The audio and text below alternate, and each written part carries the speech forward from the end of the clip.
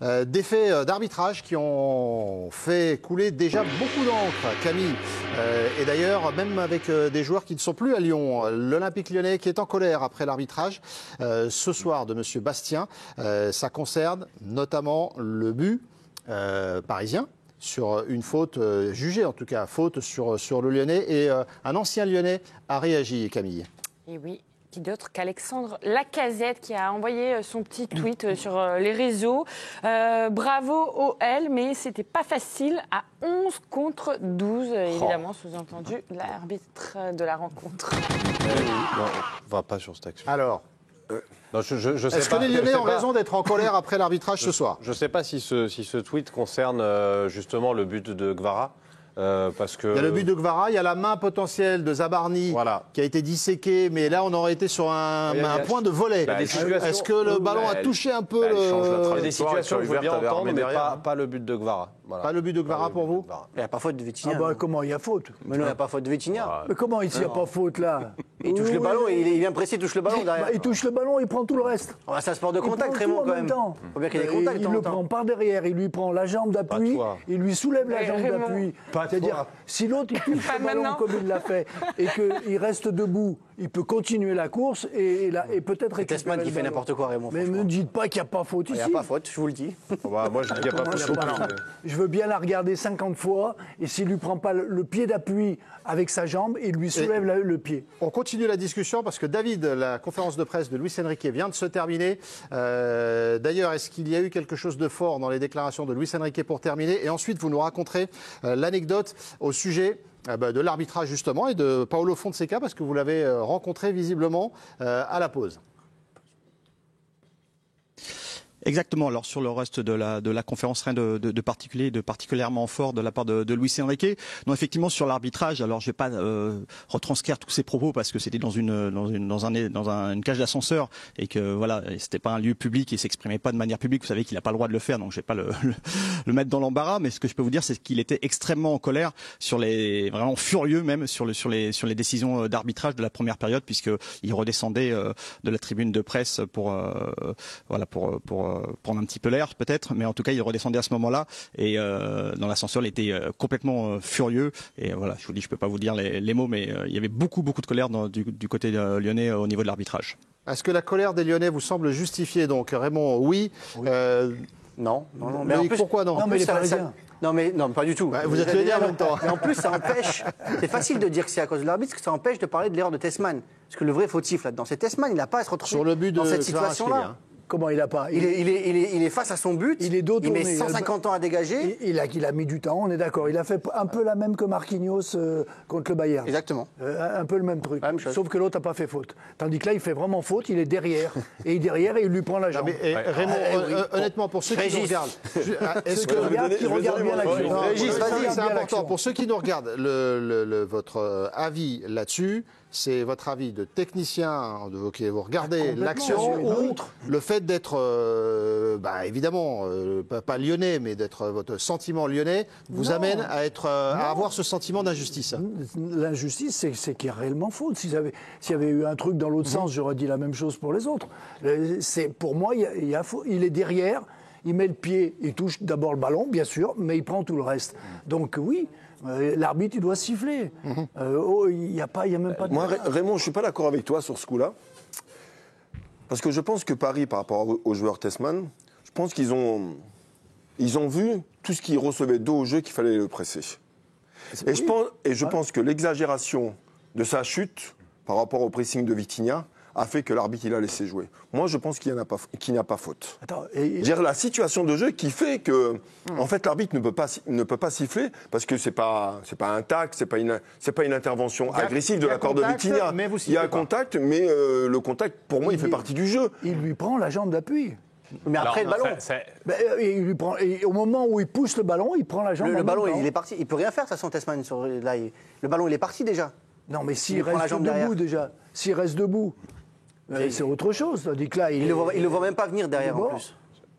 Tu penses qu'il non, ne peut pas supporter la charge? Sur cette situation, enfin, moi je suis complètement de l'avis de Régis qui, lui, ne peut pas être taxé d'être partisan, contrairement à moi.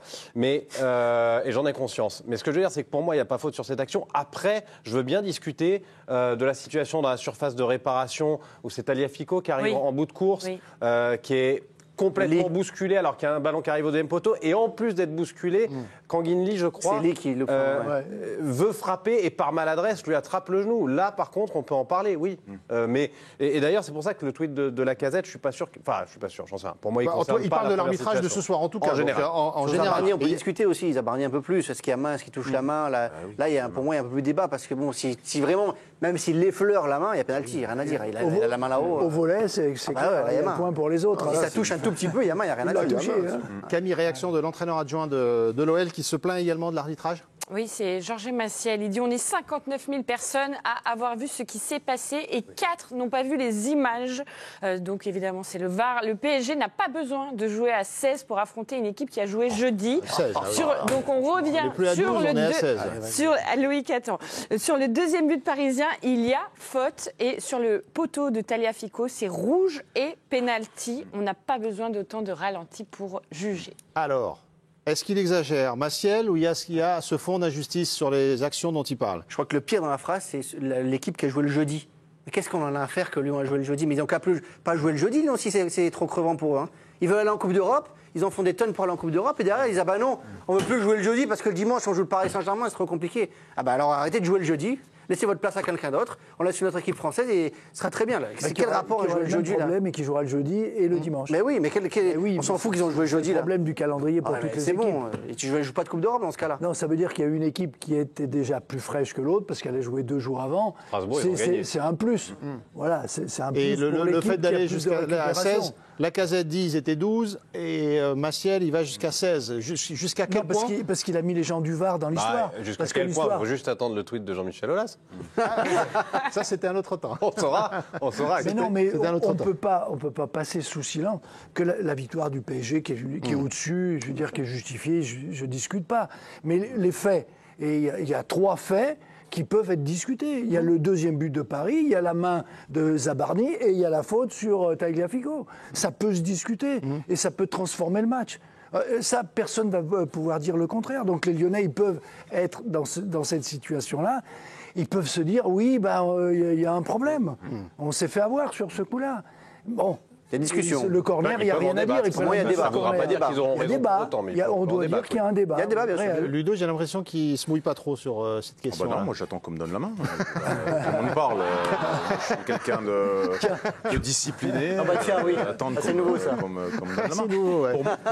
Pour moi, de mon ressenti de terrain, pour moi, il y a 4 actions. Mais déjà, est-ce que les Lyonnais peuvent être légitimement en colère ce soir ou est-ce que c'est exagéré? Moi, je trouve que sur l'action, Zabarni effleure le ballon de la main. Ce que je vois en tout cas moi. Et donc, Kluivert est derrière à armer la tête.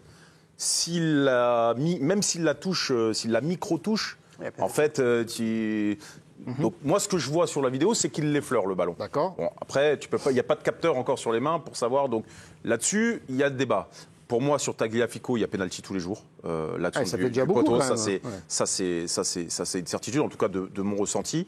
Sur Tessman, je peux laisser ça à l'interprétation de l'arbitre. Ça me choque pas qu'il le siffle pas, et ça m'aurait pas choqué qu'il le siffle.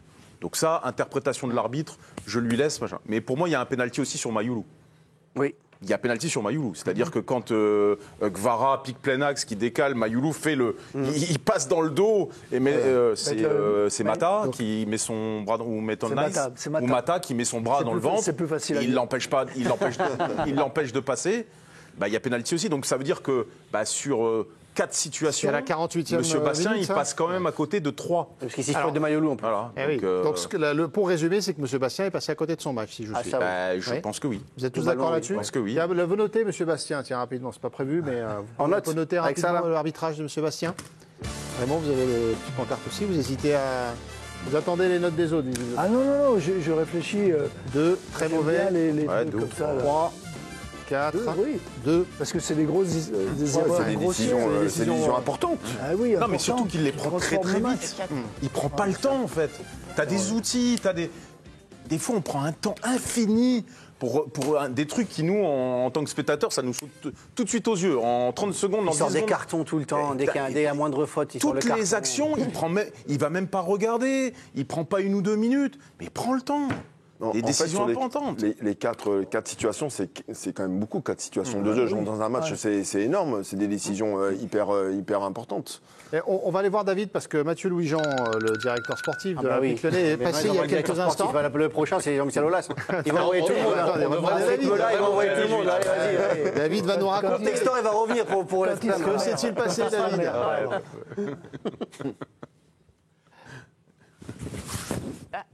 On vous entend pas, David. Vous pouvez recommencer, David, parce qu'on vous a pas entendu au début. On me coupe la chic, on m'empêche de parler. Ah, je peux recommencer. Oui, mais on nous empêche de parler, on dérange. Hein. Non, j'étais en train de dire que je ne vois pas Jean-Michel Aulas. Je crois qu'il a d'autres préoccupations en ce moment. Il me semble que du côté de Lyon, il est un petit peu occupé. En revanche, effectivement, on a envoyé Mathieu Louis-Jean pour se plaindre un petit peu, même beaucoup, de l'arbitrage de la soirée. Voilà, un signe pour montrer que l'institution lyonnaise était extrêmement mécontent. Et ça fait écho à ce que je vous racontais à propos de Paulo Fonseca. Voilà, l'institution lyonnaise est extrêmement mécontent, non seulement de l'arbitrage de la soirée, mais ce qui a été évoqué ici en zone mixte par le directeur technique, c'est le fait qu'il y a beaucoup de réunions avec les arbitres, mais que finalement les erreurs se répètent. Voilà, je transcris, hein, c'est évidemment pas une opinion personnelle, c'est les propos du directeur technique de l'OL après ce match. Assumez votre opinion, David.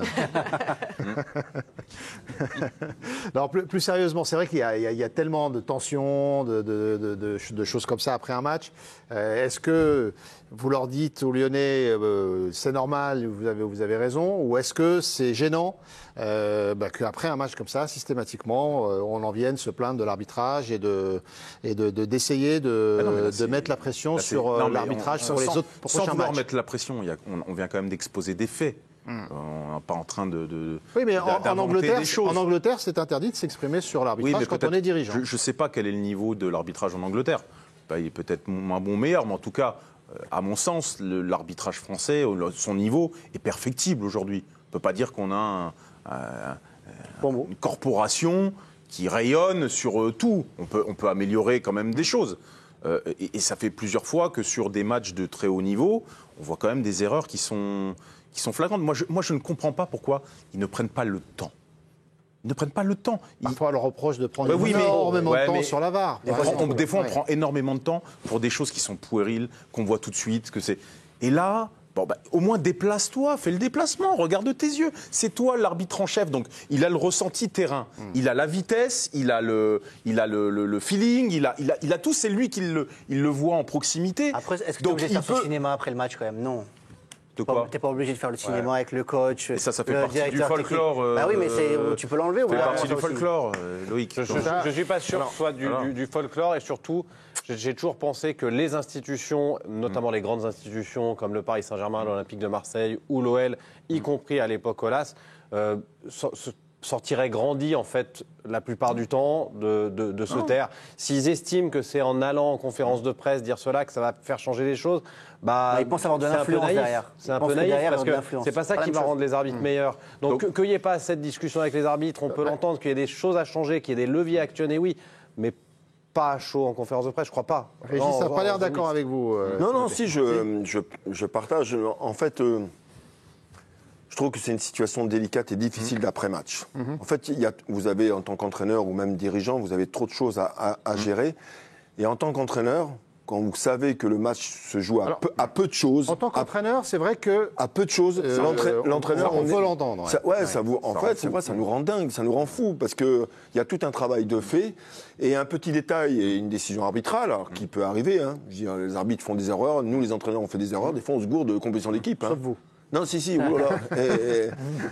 Et vous êtes pris par un truc qu'on a parfois du mal à maîtriser. Alors, on dit souvent la gestion des émotions, mais ça dépasse la gestion des émotions. Hein. On est... quand vous vivez le match passionnément et on sait qu'on regarde tout. On parle du deuxième but, il y a faute, il n'y a pas faute.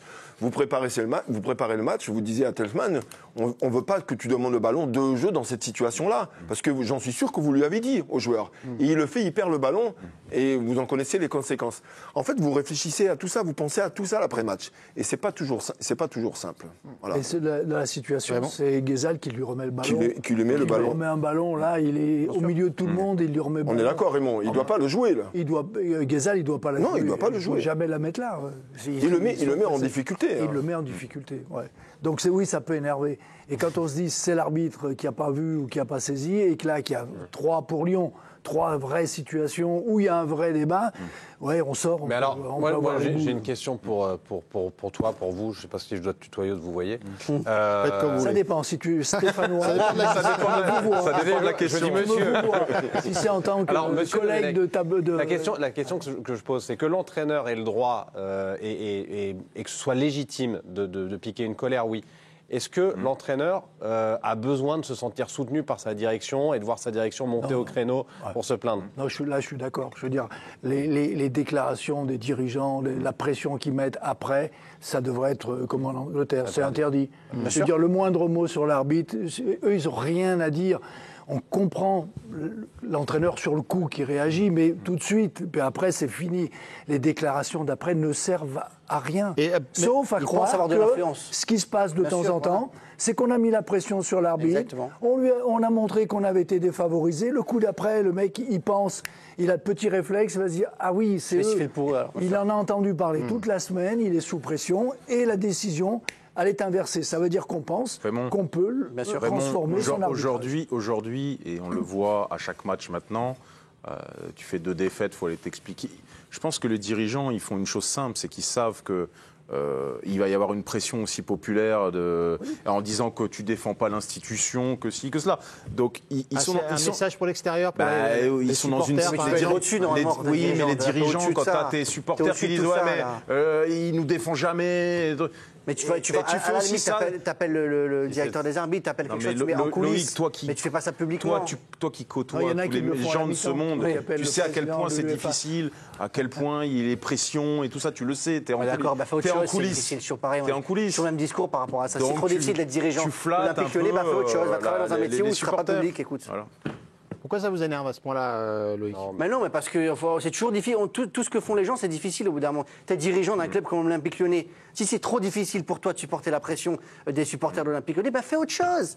Il y a des millions de métiers. Si ça ne te fait pas trop de pression de faire ce métier-là, fais autre chose. C'est difficile à supporter. C'est que tu l'utilises pour l'arbitrage, pour influencer tellement de monde qui aimerait être à leur place, sérieusement. Et oui, et tu protèges, et tu mets la pression permanente à tout le monde.